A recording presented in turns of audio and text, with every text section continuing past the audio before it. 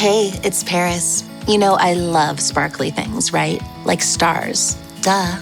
And thanks to Hilton and AutoCamp, I just slept under them. Picture me, serving looks by the fire outside my luxurious Airstream, making s'mores with the kids, while a national park is our backdrop. The great outdoors meets Hilton hospitality. That's hot. Explore all the new ways to stay at Hilton.com. Hilton for the stay. With a major selection of the looks your kiddos love starting at just $4 in the Walmart app, a new school year means a stylish new them. Who knew? Find skater skirts and Crocs that say, I'm casual but cool.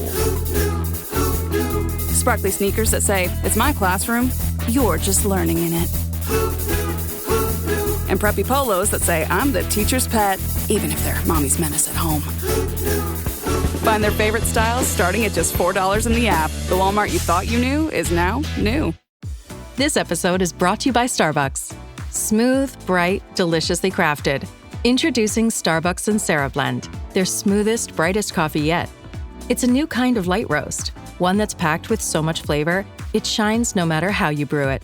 So go ahead and try it hot, iced, black, or with a splash of creamer. Visit athome.starbucks.com/Sansera-blend-coffee to bring Starbucks Sansera Blend home. Encore une fois. This is the inside story of Paris 2024. 1 year on, one more time. Team GB are going for gold, silver and bronze, but many start their Paris 2024 campaign standing by the River Seine here at a cement works.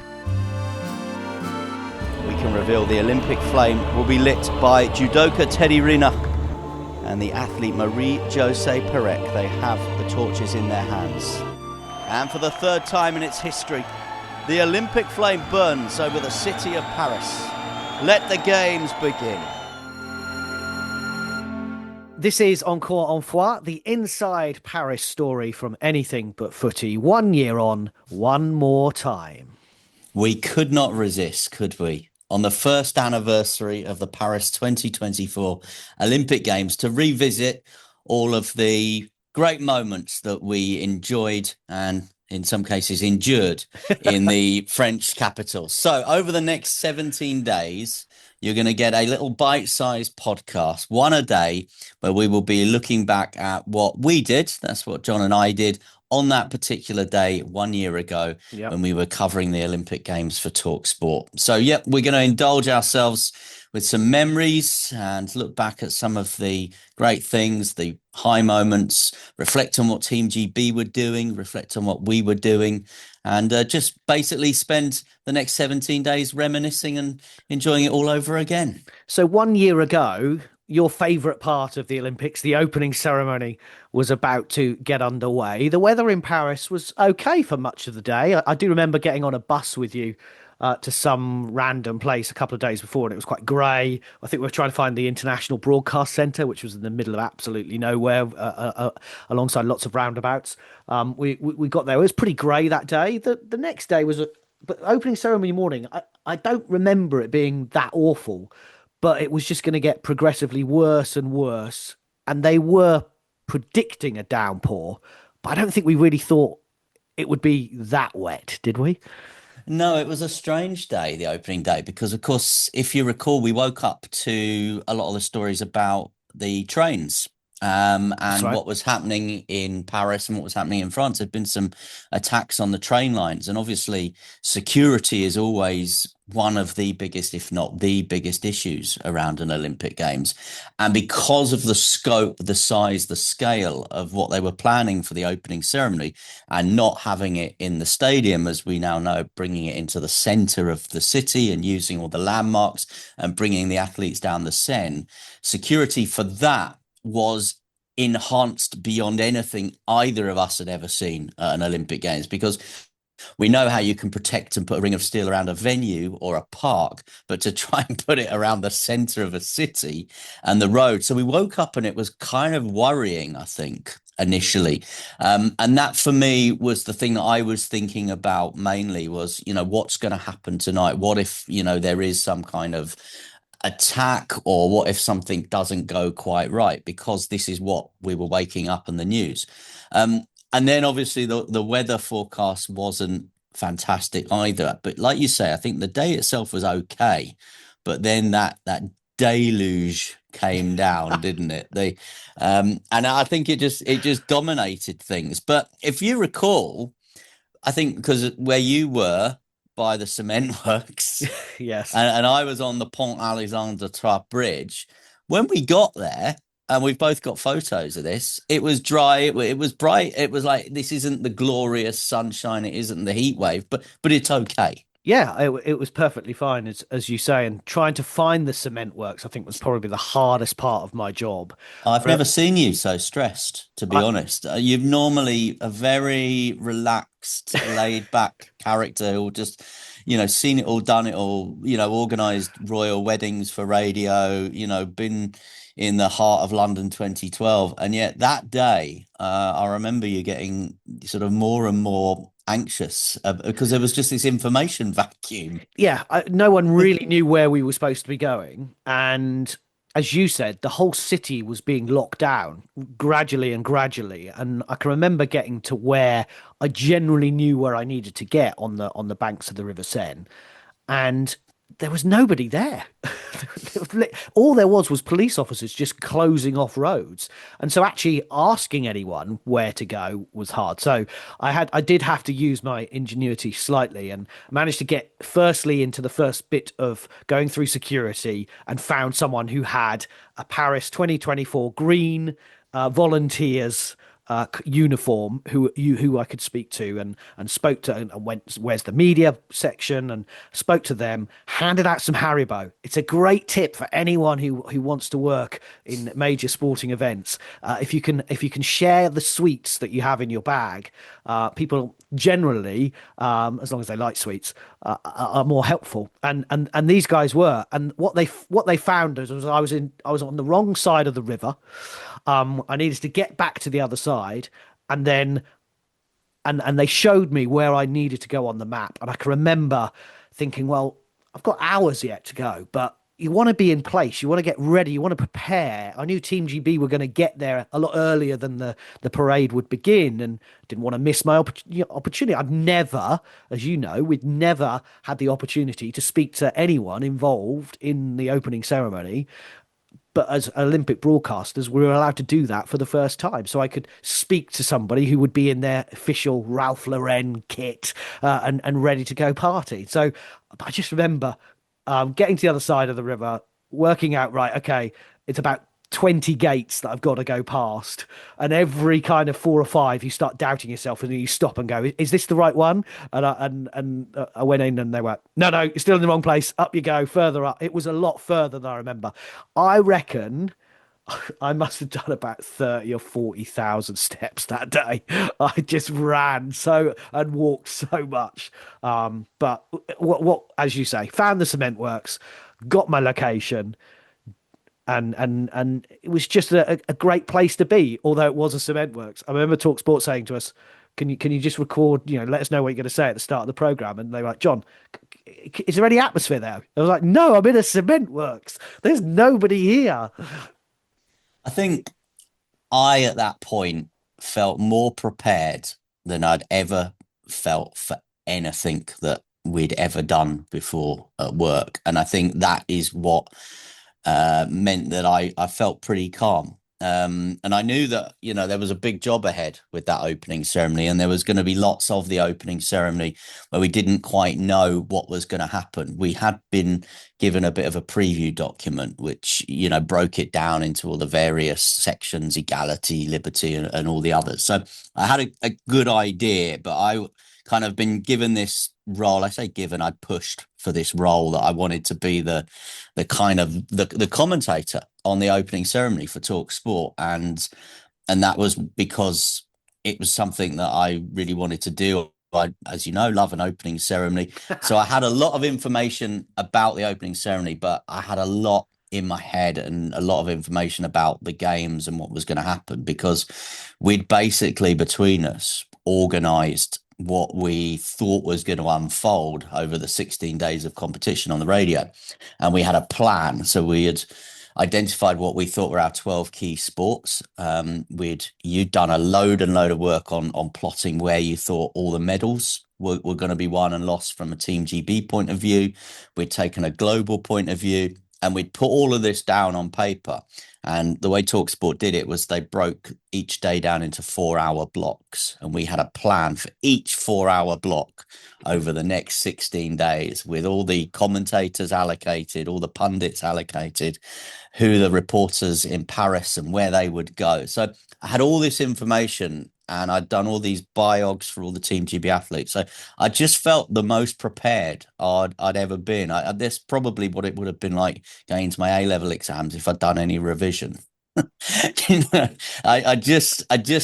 had no. Let's hope your kids aren't listening. I just had no worries about it. I was just really, really excited and looking forward to it. And I was right in the centre of Paris. I was on the Pont Alexandre Trois Bridge, and I remember talking to my kids. I was there, and again, like you, we were there quite early. It was light and it was dry at that point. It was quite bright and sunny. And I remember my eldest daughter just messaging me. She'd obviously been looking at the Find My iPhone, and she just messaged me, "Don't fall off the bridge, Dad." Brilliant. Was it a tense atmosphere? You talk about, I'd kind of forgotten about the train stuff. Was it tense? Because certainly when I was speaking to Bryony Page, the trampolinist, and Joe Clark and Marilee Franklin, when they all walked in, and some of the other nations coming in as well, were I think the Spanish were incredible. They were so up for it. Really, really chanting "Viva la España" and all that. Team GB were quite subdued, to be brutally honest. But the atmosphere was kind of excitement, but quiet. I assume in the centre of town. Was there more nervousness, or was there more nervous about the weather that was coming, or what? I think, yeah, by the time we got in position, if you like, I mean, we obviously had to come through that ring of steel, and it was like airport security to get where we needed to be. But then I think the people that were inside that ring of steel, so you're talking about the volunteers, you're talking about the general Paris 2024 staff, obviously security as well, and loads of police, amazingly huge police presence. I just think there was a sort of nice hum, a nice buzz, nice excitement about it. I don't feel like I got any vibes that, there was always going to be that threat. There was always going to be that problem in the background. But I think by that point, I think it was just more a general sort of feeling of, what's going to happen? How is this going to unfold tonight? The British team came on, they got on their barge, and I'd done my interviews. I'd sent them. They stood there then on the boats for about an hour before they actually then moved. And I kind of didn't realize that for about half an hour. And I was like, what is that noise? And I wasn't, again, with the Olympics, you're allowed in certain places. You're not allowed in all the places. My broadcast rights meant I could stand where I could stand, but I wasn't allowed to walk around the corner and be where the boats were. Not initially. I was restricted on doing that. But it was really interesting because as soon as all the athletes were on that boat, all the volunteers, all the restrictions around those cement works, they all just vanished because their job was done. And they practiced this for weeks and weeks. You think about the hundreds of camera operators, the thousands of technicians along the River Seine to put this together. As soon as they got those athletes on that boat, their job was done. And so actually they all started taking selfies and chill and it all became a bit more relaxed. And as you say, it was still bright and sunny at that point, maybe clouding over slightly. And then the boat eventually, they would depart, and we all waved, and we saw Helen Glover and Tom Daley on the front doing their Titanic scene the other way round with Rose and Jack, and Tom being Rose and Helen being Jack and all that. But then they went up the river, and I was like, and then they came back, and we saw them again. And obviously the parade started along the River Seine. Do you think it was? I mean, they eventually got to you, by which point I think it was probably raining. Yeah. And on the boat, I was told, it was great fun. There were lots of singing. They were absolutely soaked, but it was fantastic fun. Do you think it worked as an opening ceremony? I do. And I say that for a couple of reasons. I've subsequently watched it back on television a couple of times. And I think in terms of what the organisers set out to do, which was showcase the city and its landmarks, it did that in spades. It was absolutely fantastic. Those aerial shots of the centre of Paris and all those wonderful things that we know, the Grand Palais, the Eiffel Tower, the Arc de Triomphe and all the rest of them. I just think they looked amazing. So from that point of view, I think it worked. And fast forwarding a bit to the end, seeing the reaction of the Parisians and the French people, and they were in tears. We saw groups of people as we were walking back after the ceremony had concluded, late on, pouring rain. People were soaked through, but the Parisians, the French people were so proud of what they did. And I think we look at opening ceremonies through, well, we in this country look at it through the prism of London 2012, and we think that was the standout, the best. Of course, we think that it had a Beatle, it had Mr. Bean, it had the Queen and James Bond, David Beckham, Sir David Beckham. These are all touch points that we know and love in this country. But an opening ceremony has to reflect the host nation. Brazil reflected Rio and Brazil in their opening ceremony, but there were probably touch points in it that we were a little bit baffled by as viewers. Obviously, our job on the radio was to try and describe and explain what was happening. And I think, between you at the start and me at the end and the other reporters and presenters and Dame Kelly Holmes, who was part of the coverage, we got that description right. And I do think it was great. It was different. I'm not sure that we'll see another one quite like that. They have, they used the river, of course, in London, David Beckham on the boat, of course, coming up the Thames. I remember going back to the Commonwealth Games in Melbourne in 2006. They obviously have, the famous river through the centre of Melbourne, and they used that extensively. But this was just something completely and utterly different. I remember having the conversation with Kelly Holmes about it, and I was going to ask you this about how long the athletes were waiting before they kind of got on the move, because in a stadium opening ceremony, the athletes are just in a car park or an adjoining arena, and they're just left there for 3-4 hours before they get that moment where they walk into the stadium. And I think this plan kind of eliminated a bit of that the athletes were kind of bussed in. There wasn't quite so much waiting around, and then they were on the move, and it was all, as you say, joyous and eventful. Yeah. I think that's fair. As I said, they probably waited for about an hour before they actually sailed anywhere. It seemed to rush them through, get them onto the bus, but onto the boat from the bus. But as I said to you, that was the job of the people who were there. That was their entire Olympic experience. They had a job to do to get these people through this cement works onto the boats. Then their job was done, and the parade got underway. Flag bearers, Tom Daley and Helen Glover. I think we had kind of widely predicted Tom Daley would get the job, and we knew that Helen Glover would be certainly in consideration, certainly after the news about Charlotte Dujardin. Yes. And her being kicked off the team. I think Helen Glover was the standout candidate. The two of them were kind of given that job, and then they had to go to like a royal reception at the British Embassy in Paris. So we weren't allowed to go to that. We were told, weren't we, that there would be like one media crew there, and they would handle and carry out all the interviews for everyone and then pass them on to everybody else. And we got hold of them eventually. We didn't get those interviews initially come through, but we got hold of them eventually. But I was having a chat with the press attaché from British Rowing, who is the communications lead at British Rowing ordinarily and was looking after the team for the Olympics. And I was explaining kind of we'd had this bit of a delay at getting these interviews that had been done for us with Tom Daley and Helen Glover. And she went, well, I'm at Versailles now with Helen. I can put her on if you want to do something. So like literally like 2 hours before the opening ceremony, I was on a Zoom call with Helen Glover, and she was obviously telling me how excited she was. Yeah. She was just about to leave and everything. It was absolutely fantastic. And I think one of the reasons why it was so nice was that we went to see Helen in the build up to the games at the kitting out process at the NEC in Birmingham. And obviously there was so much focus on her but she was in a 4 in her boat class. Her crew was a 4, but all the focus was on Helen Glover. Can Helen Glover win a third Olympic gold medal at her 4th Olympic Games and everything else? So she'd done all these interviews all about her.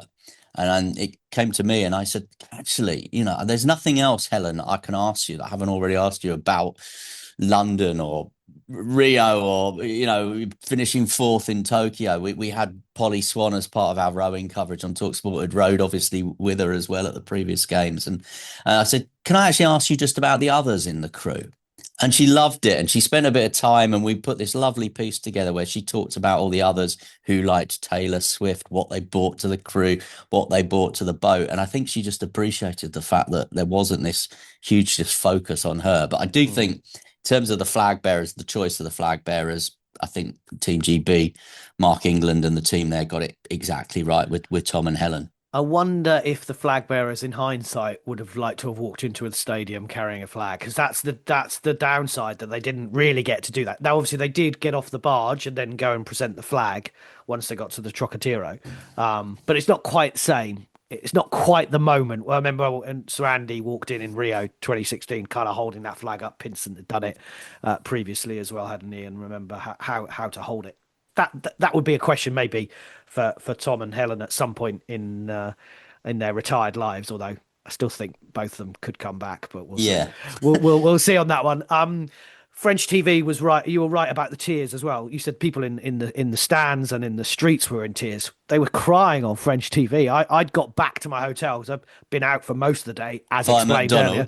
By McDonald's. I sat and did various reports in a McDonald's, which was much needed by 9 o'clock at night, and got back to my hotel to see Celine Dion perform, which again was an iconic moment. Seeing the flame, seeing the balloon. What a great idea, having it in a park where people could go and see it right in that heart of that urban sports area where BMX and skateboard was. And Thomas Bach saying, long live the Olympics, long live France.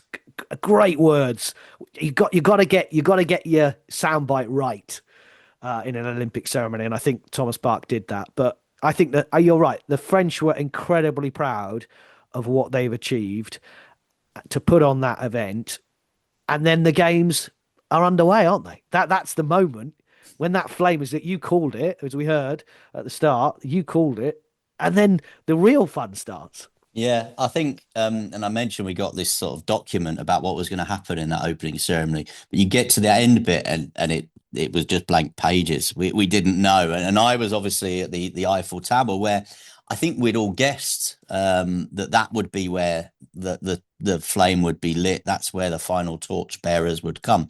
But actually, they took it back down the Seine, as we know. And I remember you were messaging me because you obviously had a better vantage point watching it on the television, yes, as to where I was, because it had left me and it was heading back to the Tuileries Gardens, actually. So you were messaging me going, Carl Lewis is on this boat, Nadia Comaneci's on this boat, Serena Williams, Rafa Nadal is involved. So you were kind of feeding me some of this information, which I was then subsequently broadcasting, and then actually ended up commentating on the moment where Marie-José Pérec and Teddy Riner in the Tuileries Gardens, it emerged that they were going to be the final torchbearers. That's always the big secret with the opening ceremony, and obviously I had that on the big screen in front of me, and that's sort of where I got to say the moment. Something I've been rehearsing in my head, I think, for years and years, and then when it actually happened, I don't think I came up with anything particularly memorable, but there we go.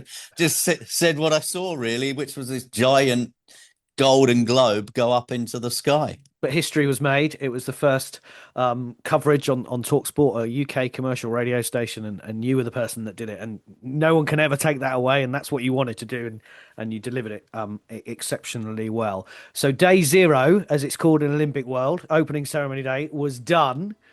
It was a late night. I was back earlier than you, and we were back up for day 1, and we'll talk about day 1 in the next episode of Encore Une Fois, the Inside Paris story. 1 year on, one more time. Encore une fois, Paris 2024, one more time.